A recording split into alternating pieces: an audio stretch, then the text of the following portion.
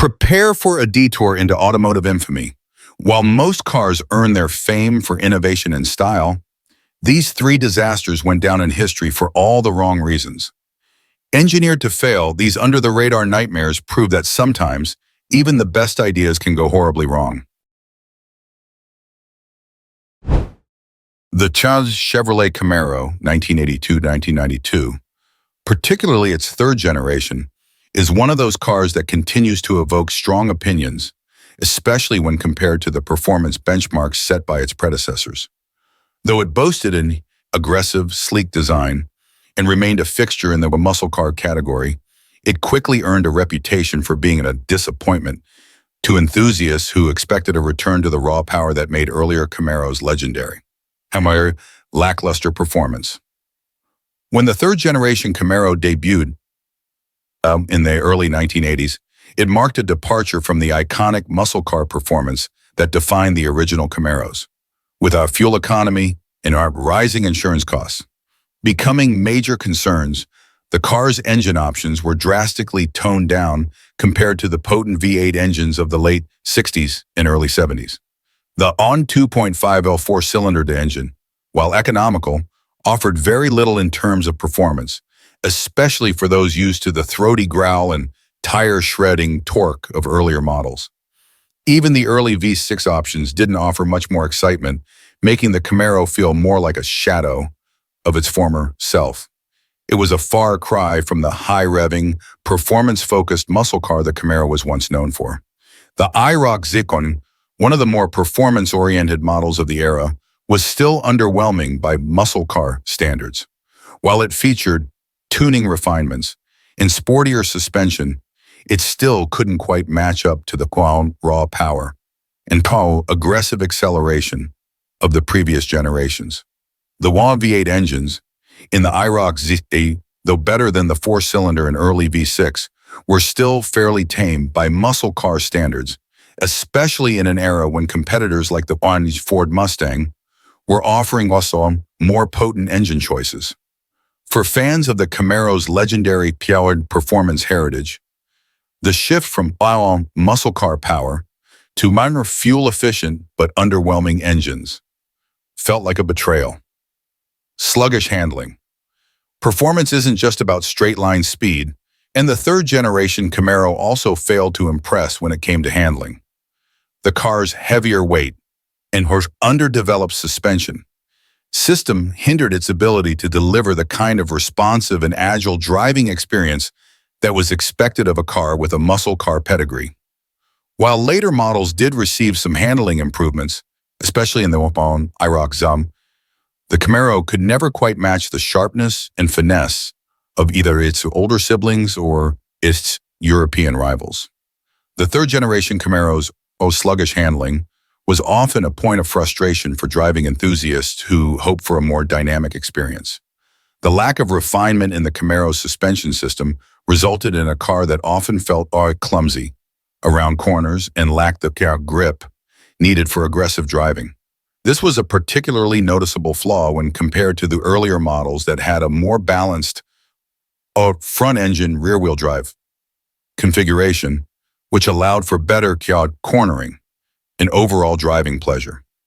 Even some modern sedans from the same era were outperforming the Camaro in terms of ride quality and handling dynamics, making the third-generation model feel outdated by the standards of the time. Gone down, misleading hype. One of the most significant issues with the third-generation Camaro was the misleading marketing.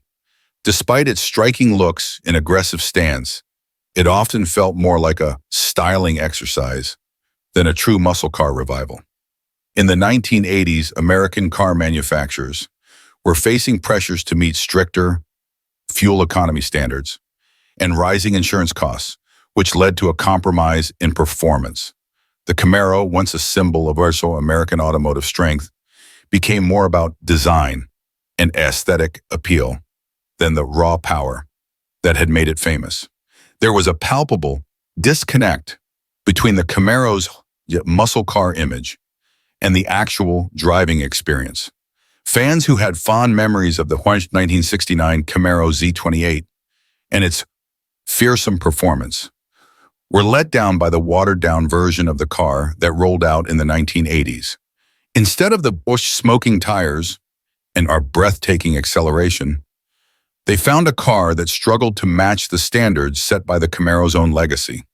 The hype surrounding the Camaro's return as an American performance icon was ultimately misleading, and this left many buyers disappointed with a car that failed to meet their high expectations. Legacy of the third-generation Camaro. Despite its shortcomings, the third-generation Camaro does have a place in automotive history. While it may not have lived up to the muscle car glory days of the late 60s and early 70s, it served a purpose in the broader context of automotive evolution. It was a product of its time, designed to meet the needs of an era dominated by concerns over fuel efficiency. The Chrysler Dodge Monaco, 1977 to 1978, serves as a tragic example of how changing regulations and shifting market demands can fundamentally alter a car's identity, turning a muscle car legend into a distant memory. Once a symbol of power and performance, the Monaco, by the late 1970s, became a victim of an automotive landscape rapidly changing due to emissions regulations, the oil crisis, and evolving consumer expectations. The result was a car that left enthusiasts disillusioned and confused. Its performance significantly dulled, and its bold legacies almost erased. Dismal performance for the name. The Dodge Monaco was never meant to be a small, fuel-efficient commuter car. In its earlier years, the Monaco enjoyed a reputation for power, aggressive performance, and a muscular presence on the road. The V8 engines that powered the Monaco were capable of producing significant horsepower, helping the car earn its place among the most desirable muscle cars of its time. However, by the mid-1970s, the tides had changed. The oil crisis had led to skyrocketing gas prices, and stricter emissions regulations forced automakers to adapt by downgrading engine power and increasing focus on fuel efficiency. For a car like the Monaco, whose DNA was built on raw power and muscle car thrills, this shift felt like a betrayal. By 1907, the Monaco, once a symbol of unbridled horsepower, became known for lackluster acceleration and uninspiring driving dynamics. Even though the car still offered V8 engines, the compression ratios were lowered to meet emission standards, which meant that the engine's output was significantly compromised. The once prominent muscle car became a sedate cruiser that lacked the vitality and thrill that earlier models offered. Muscle car enthusiasts, who had once revered the Monaco for its powerful performance, found themselves at odds with what the car had become. Instead of the exhilarating rush they were accustomed to, the Monaco now provided a dull and uninspiring experience. Heavy and underpowered. Another key factor contributing to the Monaco's decline in the late 1970s was its sheer bulk. The Monaco became significantly heavier during this time, as Chrysler and Dodge shifted their focus to comfort and luxury, a stark contrast to the leaner, meaner machines that had once defined the Monaco's performance credentials. The added weight and bulk were paired with an underpowered V8 engine lineup, resulting in a vehicle that struggled to offer the kind of acceleration and driving dynamics that muscle car aficionados craved. This change in direction had a devastating effect on the car's overall performance. The engine options available were now deeply affected by muscle emission regulations, which resulted in lowered power and performance. Despite retaining its iconic V8 engine options, these engines were strangled by the need to meet tightening emissions standards. As a result, the Monaco's performance was left compromised, particularly in the face of competitors who were either able to keep their performance intact or adapt in more successful ways. The car's muscular image was now a mere shell of what it once was, with the aggressive power that had once been its hallmark replaced by sluggish acceleration and a heavy, cumbersome feel. Identity crisis. Perhaps the most striking issue with the 1977-1978 Dodge Monaco was its identity crisis. In the years leading up to this period, the Monaco had been synonymous with high performance and a bold design, a muscle car with a luxurious edge. However, by the late 70s, Dodge seemed to have forgotten the Monaco's roots and had instead tried to position it as a luxury sedan, meant to appeal to a wider, less performance-focused audience. This shift in direction left the Monaco in a difficult position, as it no longer had the raw power bomb that had defined its legacy, but it also lacked the refinement of other luxury sedans that were emerging on the market. The Monaco had become a shadow of its former self, now catering to an entirely different segment of buyers, those who wanted comfort and luxury over performance.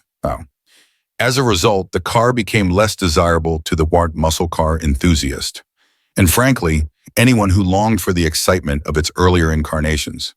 The Monaco's choppy handling, heavy ride, and lack of performance verve were a far cry from the thrilling driving experience that made its predecessors so beloved.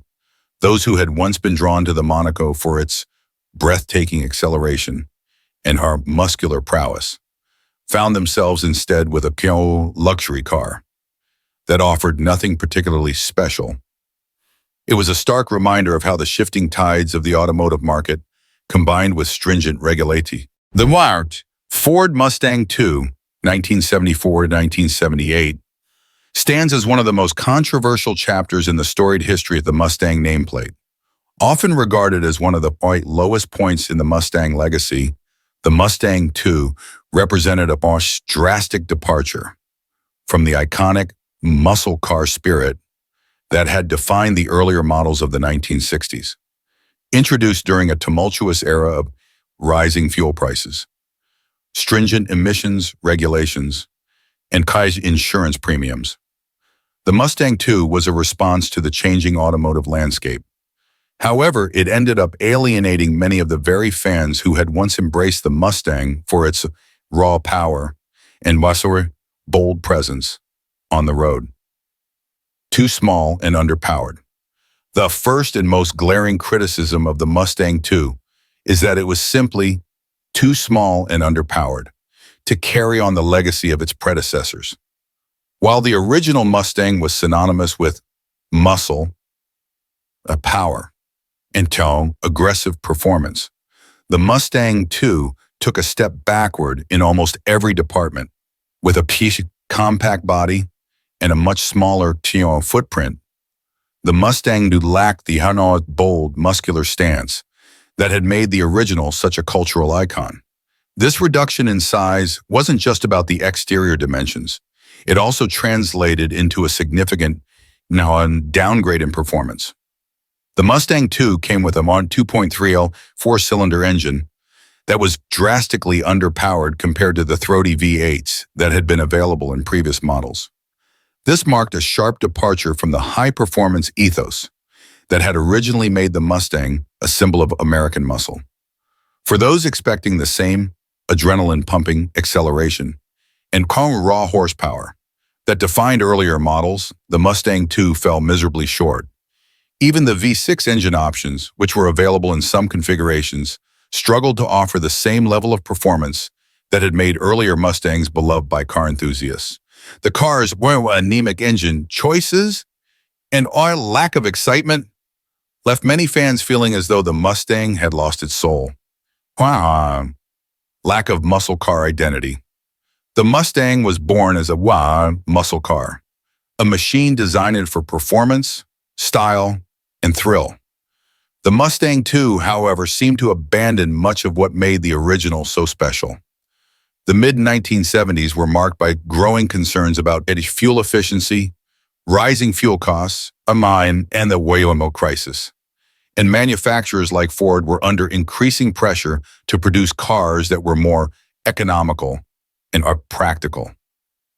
In an attempt to meet these demands, the Mustang II was downsized and becoming more fuel efficient and affordable, but at the cost of its muscle car identity. For many enthusiasts, the Mustang II felt like a compromise. A car trying to serve two completely different markets at once. On one hand, it aimed to capture the compact car market with its small seatbelt and high fuel efficiency, and on the other, it tried to hold on to the legacy of the muscle car. The result was a vehicle that neither fully satisfied the compact car buyers nor the muscle car enthusiasts. Instead of being the prime performance powerhouse that people had come to expect, the Mustang II seemed more like a footnote in the Mustang's history, a version of the car that lacked the spirit and soul of its predecessors. Criticism for pony car compromise. One of the most significant blows to the Mustang II's reputation came from the very community that had once been its most passionate supporters, the muscle car enthusiasts. Many felt that the Mustang II had fundamentally betrayed the essence of the Mustang, the Wagon muscle car philosophy that had made the original such an enduring icon. For these fans, the Mustang wasn't just a car, it was a statement, a symbol of American performance and freedom. The Mustang II, however, lacked the performance, power, and aggression that had made the original Mustang a cultural touchstone. To many, the Mustang II didn't even feel like a true Mustang. It was often derided as a pure pony car that had lost its muscle, a nameplate stripped of its identity. It was as if Ford had tried to repackage the Mustang for a completely different market, focusing on the fuel economy and compactness at the expense of the raw power and boldness that had made the Mustang great in the first place. This shift left many longtime Mustang fans disillusioned and disappointed. Legacy of the Mustang II. The legacy of the Ford Mustang II is complex and remains controversial to this day. While it helped keep the Mustang name alive during a difficult period in automotive history, it also represented a departure from the very qualities that made the Mustang a cultural icon. The Mustang II was not a muscle car in the traditional sense. It was a compromise, a response to the demands of the time that ended up alienating many of the car's most